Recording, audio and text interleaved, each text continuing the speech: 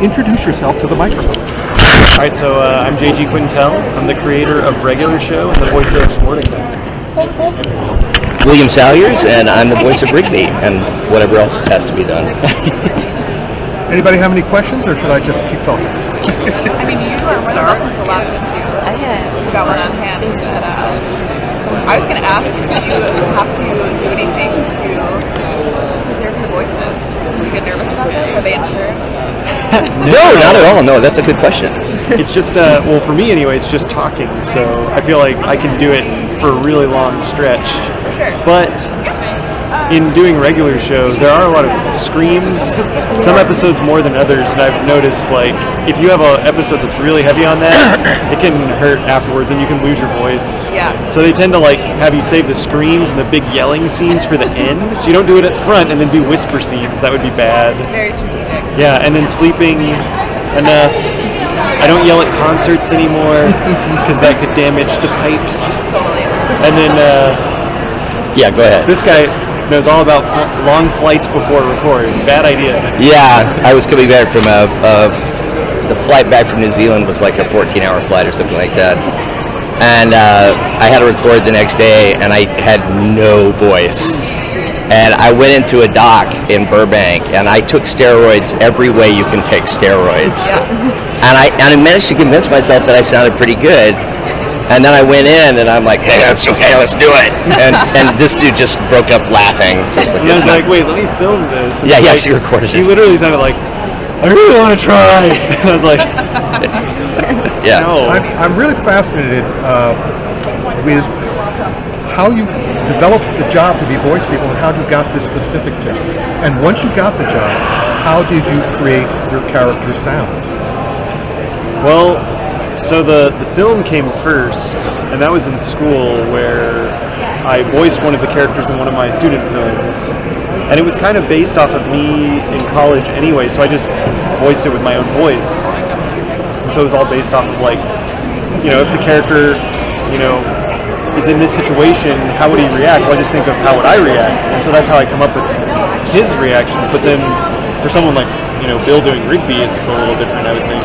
Yeah, I mean, I didn't know much about the show at all when I read for it, and it was the copy was from the rock paper scissors. Yeah.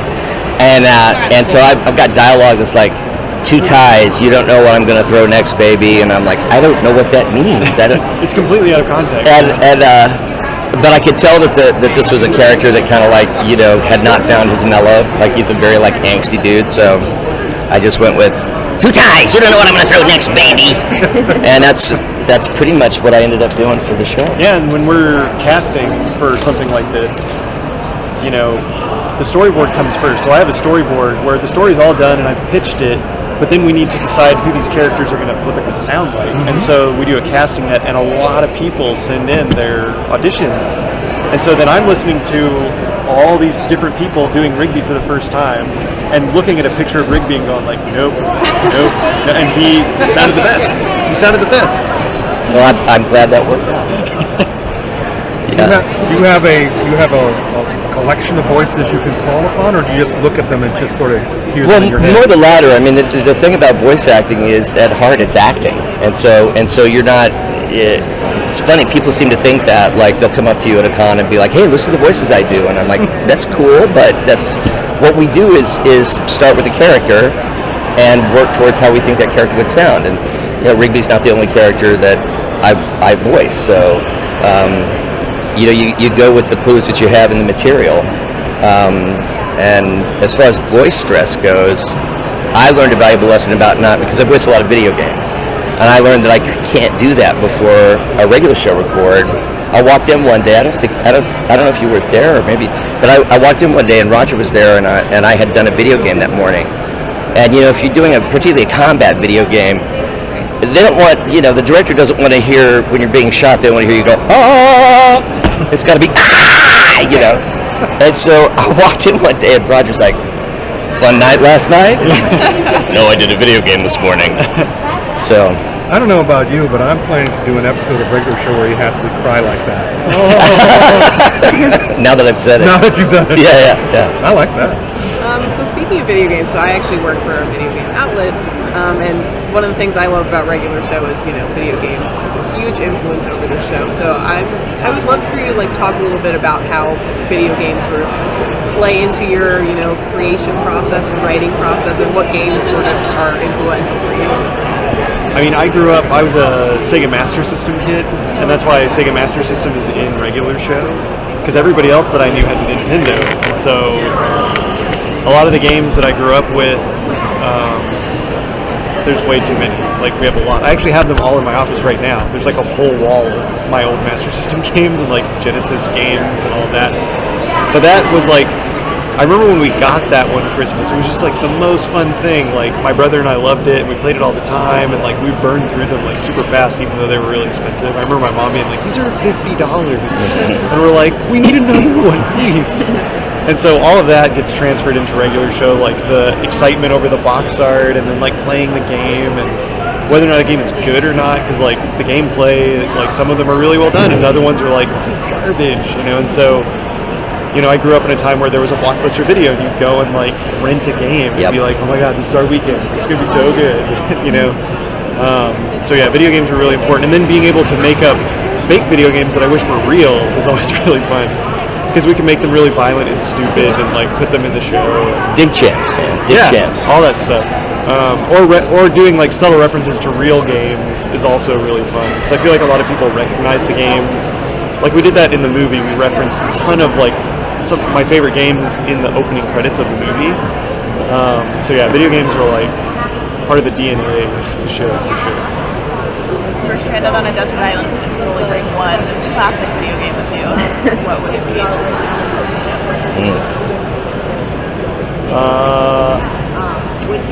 Sega Genesis, it would be Shadowrun. That was a really fun game.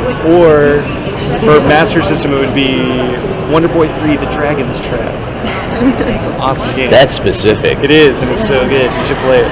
It would last you through a lot of that desert island wait time. Wow. Of being rescued. Not Battletoads? Battletoads is great, but it's impossible. You can't get past that like one stage. I remember we never knew what we were getting into to get those out of it. Video store and just failed. Yeah. I have an Atari 2600. That's garbage. Yes, literally. I mean, you might as well just stood across the room and thrown the console back and forth at each other. Good game. Are you here to promote something specific that we should know about, or are you just here to continue the glory of regular stuff? Well, really, regular show is coming to an end, and so we're letting everybody know that this is the last season. It's sad for us. I mean, it's kind of bittersweet. It's bittersweet because we've been doing it a long time, but I always knew that, all television shows, they end. That's inevitable. Yeah. And we had a really good run. I mean, Cartoon Network doesn't typically do shows this long. We and Adventure Time ended up being their longest running original series. And so that in itself was I don't know, I'm really proud of that. And I was always telling the executives from the beginning, I was like, can you please tell us when you want to stop? And just give us a heads up so that we can end it properly. And we talked about it, and we were all kind of in agreement, yeah, this is a good amount. I feel like we've hit all the stories that we need to hit, and now we can end it really well. And so this final season, it's the first season we've done that's completely overarching, and there's a story that will actually end the whole series where you'll feel satisfied and get to say goodbye to these characters that you've known for a long time. We'll be the judge of that, but I bet you will. You're going to For dig me the ending. personally, I'm very pleased. Well, that's important. That's super important. Do you have something lined up? Well, right now I'm still not done with regular show, so I still have to finish that out, which is still several months away from actually being done. Yeah. But after that, I love traditional animation. I love television. Getting to make the movie made me realize I'm not a huge fan of working on one really big piece. It's really hard. Oh, yeah. I like doing short stories, but I would love to do something in prime time, 22 minutes, because our 22-minute episodes, while they were harder, they were really satisfying to make, and I feel like people really enjoyed them. And it's a longer piece that you can really sit down and watch. Yeah. So that's what I would like to do next. You said about the end of the show, but this kind of cartoons always keep gonna air for a long time. So for how long do you guys think the show is gonna be fresh for the audience, and even with the end? I hope that it can be timeless, where we tried to make it timeless. I know there's lots of references in there, but they were all kind of really specific in a way where, at least in my mind, the things we're referencing are more of a timeless nature and less of a pop culture, like, oh, I've got to be reading the tabloids to get who we're making fun of or something like that. It's more just about, like, this friendship that's what you're watching, you know. And I think with Hulu, it's interesting because I think almost all 7 of our seasons up to date are on Hulu, where kids can access it. And there was a tour going through the studio just recently where some kids came in and they were like freaking out over a regular show, and they were not even born when it came out. So it's kind of neat that it will get to live on and find a new fan base, even though we'll be done with it. Like, it's interesting. I'm glad that it will have that home to be found by future generations. So, looking back on the regular show, now that it's like coming to an end, are there any characters you wish you like developed more, explored more, went into backstories? High Five Ghost would have been interesting to see Okay, more, because good. he was That was the always one I was so hoping in for. the background, which was really fun because he always came across as like a very normal, nice guy. There probably wasn't some dark past for him, but you never know. I think if we would have like really delved into it, maybe we could have found his thing. But maybe that was his thing, that he was just like the chill dude in the background all the time. Well, I just wanted to let you guys. I bet you didn't know you were the Ark of the Covenant. and I bet you didn't know you were too. I love that sun. Yeah. We just have an internal glow. You're doing good, yes. Alex? So one thing that you mentioned both just now and also at the panel was like you were building towards this ending. Like it was really important to you not to just have a random cancellation. But for me, like I've started watching regular show from the beginning, and it always struck me as this like very absurdist, like strange show where there wasn't necessarily like an overarching plot, but as it goes on, the characters develop, relationships emerge. So is that sort of intentional from the get-go, or was that just an organic outgrowth of your creative process? I think it was more the latter. I mean, we started from like this base of like it's Mordecai and Rigby, and then from that friendship we see like, oh, they work with these guys and we get to know them, and then we get to even know some characters beyond that of people that they're related to and stuff like that. And as the show went on, we started putting in little through lines, like Mordecai and Margaret's relationship. That was kind of a through line that was peppered through the seasons, and then CJ was one. And then Eileen, she got hers with her and Rigby, and Rigby got one in season 7 about going to school. And by the time season 7 kind of rolled around, we knew that like we were on the cusp of like, this is a lot of episodes. I feel like it's almost time, but we're probably going to get another pickup, so we should start seeding this idea of like the space thing, where it was like, let's see if we can make this really cool. And so we led up to it, and it was like, if we get the pickup, we'll do a season in space. And if we don't, it'll feel like, I guess, a weird ending that they went up in space. But I was glad that they did pick us up, because now it actually, like, it ends properly. Like, it's going to be really cool and get really deep and meta. For people who are, like, true fans of the show, I think it's going to blow their minds. Oh man. So now I better like it, or I'm not a true fan of the show. I think you'll like it. I bet I will. You're gonna like it. I bet I will. So, I have a fun question for both of you. If you could take Mordecai and Rigby and put them in any other cartoon or fictional universe and have them try to survive, which would it be? Wow. So which universe to pick? Yeah. Any And they've got to fiction- survive, so it's like a dangerous Yeah, they situation. can't die. Yeah. I think I'd love to see how they handle the zombie apocalypse in The Walking Dead. I'll go Dawn of the Dead. Nice. So it's even more old school, because if they're school. trapped in a mall, that would be awesome. Yeah. I also, just anything with slow zombies, because Rigby doesn't like to work that hard. Yeah. Yeah. That's crazy. Zombie evolution. Yeah, like, that's good. oh, and now we're Yeah, now it's just horrifying. Yeah. So how's your day? Yeah, there you go. That's it. We're done. We got it. I got to watch the last episode. I mean, the last season. So sort of going Oh, back there to we the go. storyline thing. This is the last question. Oh, okay. Okay. Can I take it? covering. Go for it. Okay.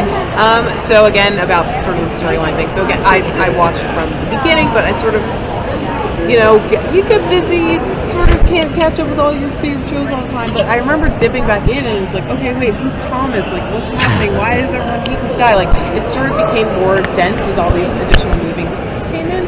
So you mentioned Hulu, people can, drop in, watch from the beginning, but how would you pitch the show to someone who just wants to start watching now? Is that even possible to start watching right now? Or is it necessary at this point to watch all these I think you could definitely drop in, and if it's your sense of humor, like if you like any regular show, then you could drop in and it's going to be funny. The episodes still stand alone, but it will be richer if you actually watch them all, because then you're invested in characters and you're going to be rooting for them and you're going to feel attached where I don't want this to end, whereas if you just drop in you might not have that attachment. So that's why I think for the fans, they're going to be more invested.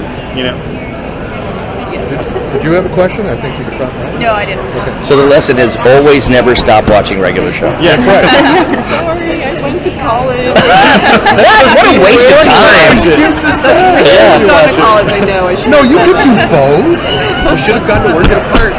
Yeah, that's right. No, I should have. Thanks, guys. Yeah, thank you. Awesome. Excellent answer. You guys are all deep and shit.